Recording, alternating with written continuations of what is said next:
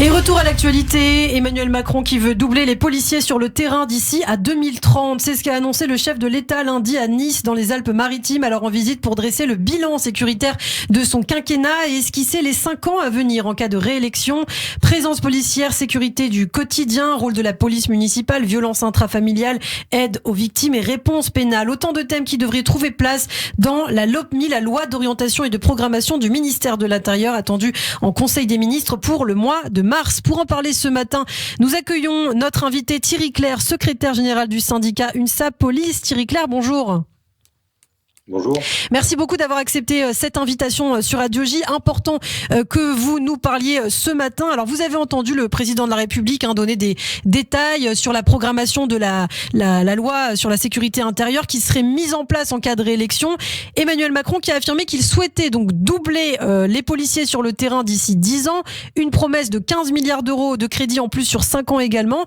Alors, une première question, d'abord peut-être brièvement. Qu'est-ce que vous avez pensé de cet échange et de ces promesses ? Est-ce qu'aujourd'hui, le gouvernement répond à vos attentes ? Disons que la présentation du président de la République correspond à la suite du Beauvau de la sécurité qui s'est tenu au cours de l'année 2021, pendant laquelle plusieurs thèmes ont été abordés, je dirais des carences au sein de notre institution, des dysfonctionnements, des problèmes qui étaient rencontrés, tout ça a été soulevé, a été établi, reprenait d'ailleurs pour l'ensemble des mentions qui figuraient dans le cadre du livre blanc qui avait été rédigé auparavant. Et donc, je veux dire, de l'ensemble de ces éléments, effectivement, le président de la République a proposé la mise en place d'une loi d'orientation de programmation établie sur 5 ans, sur un montant d'un budget quand même qui est relativement conséquent, 15 milliards qui sont annoncés. Bon, cela étant, cette loi de programmation ne s'appliquera qu'à compter de 2023. Alors, il parle de doubler les effectifs, Emmanuel Macron, c'est ce qu'on entend, donc la création de postes supplémentaires, mais ça nécessite aussi une réorganisation en quelque sorte, c'est-à-dire libérer les policiers de certaines tâches pour les placer ailleurs, à des postes peut-être où ils sont plus attendus. C'est vrai qu'il y a toujours des policiers aujourd'hui qui sont, dans le cadre de leur mission, astreints à assumer des missions de surveillance de garde de bâtiments, par exemple, de surveiller des détenus hospitalisés qui sont en milieu libre, en milieu hospitalisé. Donc ce sont des missions effectivement qui ne devraient plus incomber à la police nationale.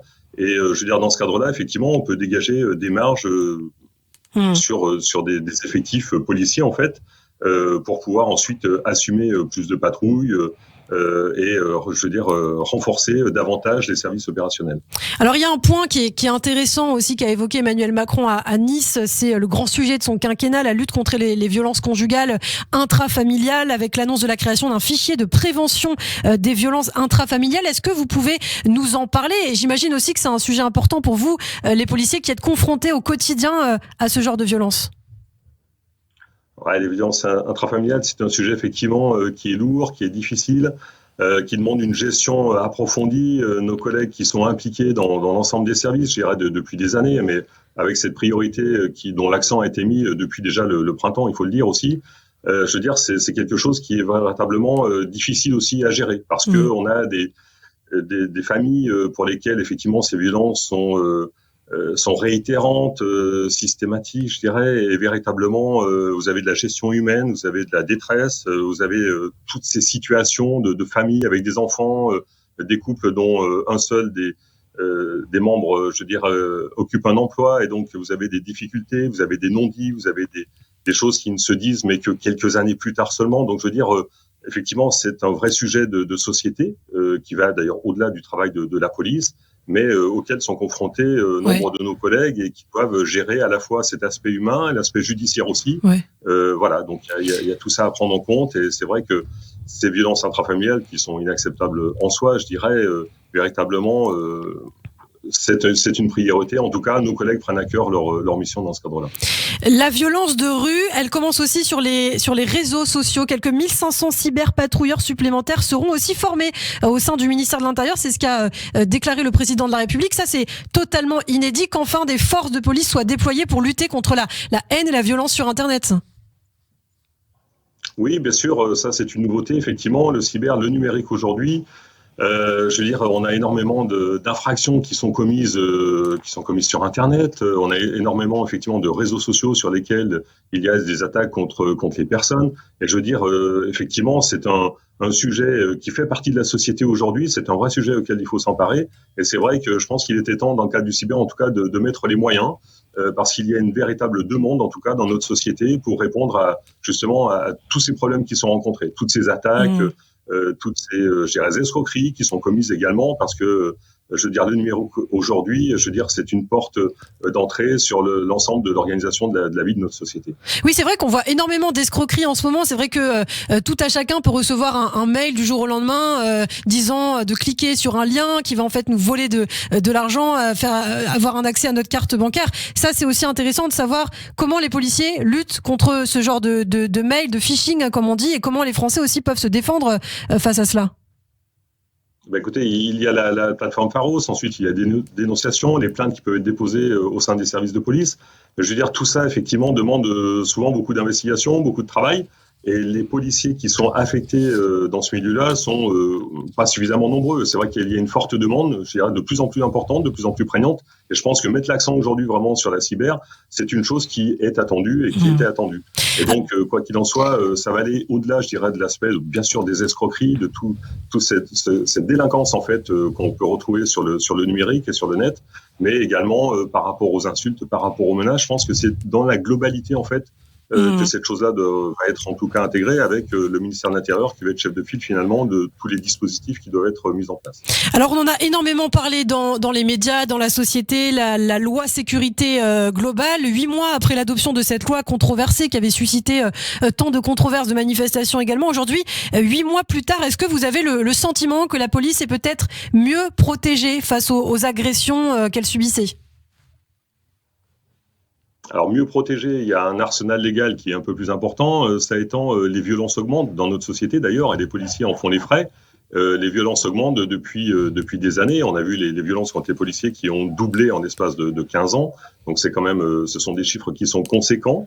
La loi sécurité globale apporte un arsenal plus important. Il y a également la dernière loi sur la sécurité intérieure également, qui apporte d'autres dispositifs. Je pense que véritablement, il faut s'atteler à ça, d'autant plus qu'il faut véritablement une réponse pénale qui soit forte et j'irais rapide dès lors que des policiers, des membres des représentants de l'État en tout cas sont agressés. On le voit notamment avec des élus aujourd'hui, avec des policiers, avec des pompiers, avec des gens qui assument les fonctions et les missions de service public qui sont agressés. Il faut qu'il y ait véritablement une réponse forte contre ces agressions. Oui, on parle de l'agression de ces policiers. Encore récemment, 3 policiers à Compiègne, je crois, ont été pris à partie par une quinzaine d'individus dans un point de deal. Aujourd'hui, quelle est la situation pour la police ? Est-ce que peut-être les choses se sont apaisées ? C'est vrai qu'on a souvent dit, bah voilà, les gens, les personnes des banlieues, etc., n'ont plus peur de la police. Aujourd'hui, quelle est la situation pour vous ? C'est vrai que la police, on le dit, ne fait plus peur aujourd'hui et je dirais que la peur a changé de côté. Il est temps qu'on remette les choses à leur place et je dirais surtout véritablement que lorsque des policiers sont agressés, véritablement la réponse pénale soit forte et adaptée. C'est ça surtout qui est important. Je pense qu'il y a l'aspect bien sûr prévention, dissuasion, tout ça, ça fait partie aussi de l'arsenal.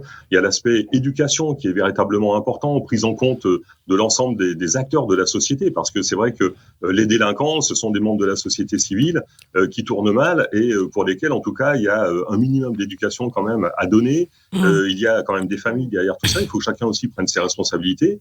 Mais lorsque des policiers sont agressés, lorsque des membres des forces de l'État sont agressés, véritablement, il faut qu'il y ait une réponse pénale qui soit à la hauteur. Parler du trafic de drogue, c'est également important, hein, Thierry Clerc. Il en est question dans certaines régions, certaines villes comme Marseille. On en a aussi énormément parlé, profondément touché par ce fléau, avec des meurtres, également des meurtres entre mineurs, entre gangs, ou encore dans nos banlieues parisiennes, hein, pas seulement dans le sud du pays. Où en est-on aujourd'hui de cette lutte contre le trafic de drogue ?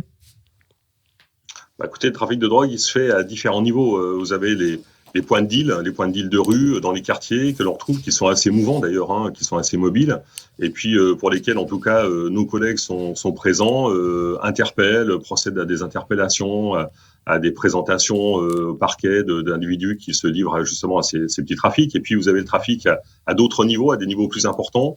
Donc c'est un véritable travail, je dirais, qui concerne différents services de police, à la fois des services de police opérationnelle de voie publique, mais également des services d'enquête, où là, véritablement, vous avez un travail qui est beaucoup plus long, qui est fastidieux, qui demande beaucoup d'enquête, de recherche, d'écoute.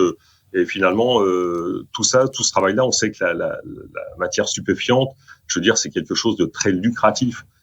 Et donc, à partir de là, quand on interpelle des gens, très souvent, ils sont remplacés relativement rapidement. Mais en tout cas, c'est un combat qui doit être mené parce que quand on voit les dégâts que ça laisse dans la société, que ça laisse auprès de certains jeunes qui se livrent effectivement à ces addictions, véritablement, il y a une nécessité de lutter, je dirais, contre ce trafic. Et la réponse pénale doit être forte également contre ces trafiquants. Alors, je ne peux pas ne pas évoquer ces chiffres pour terminer. Thierry Clerc, en 2021, on dénombrait 31 suicides dans les rangs de la police nationale. Il y a une dizaine de jours, un policier de 45 ans mettait fin à ses jours dans l'Oise, malgré l'intervention du GIGN pour le sauver, ainsi qu'un policier de la direction interrégionale de la police judiciaire de Rennes. Comment vivez-vous la situation ? Est-ce que vous avez peut-être créé une cellule psychologique pour ces policiers qui sont en détresse? Oui, bien sûr, il y a différentes actions qui ont été menées, mais ça étant, c'est un véritable drame dans notre institution et la police nationale, malheureusement, est en tête et en triste tête, je dirais, par rapport au nombre de fonctionnaires qui passent à l'acte. Et je pense que véritablement, il y a un vrai sujet auquel on s'est déjà emparé, nous, en tant que représentants du personnel, mais il y a également des actions qui ont été menées avec du soutien psychologique ou autre, mais quoi qu'il en soit, véritablement, c'est un drame. Il faut savoir aussi que le policier, très souvent, il est seul dans ses décisions, dans son action de policier, en fait. Il se retrouve très souvent seul. Si effectivement il lui arrive d'avoir des soucis familiaux, des problèmes qu'on peut rencontrer comme tout à chacun, les problèmes qu'il peut rencontrer et ce qu'il peut subir dans le cadre du travail, je veux dire, tout ça, en fait, tous ces facteurs en fait réunis font qu'effectivement nous avons des collègues qui peuvent se retrouver en véritable détresse et malheureusement passer à l'acte. C'est un véritable drame dans notre institution. Il faut vraiment qu'on continue en tout cas à s'atteler à ce sujet parce que c'est quelque chose qu'on ne peut pas accepter. Eh bien, merci beaucoup Thierry Clerc pour toutes ces précisions. Merci beaucoup. Je le rappelle, vous êtes secrétaire général du syndicat UNSA Police. C'était important de vous entendre ce matin après ces annonces d'Emmanuel Macron. Merci et à très bientôt sur Radio J. Merci.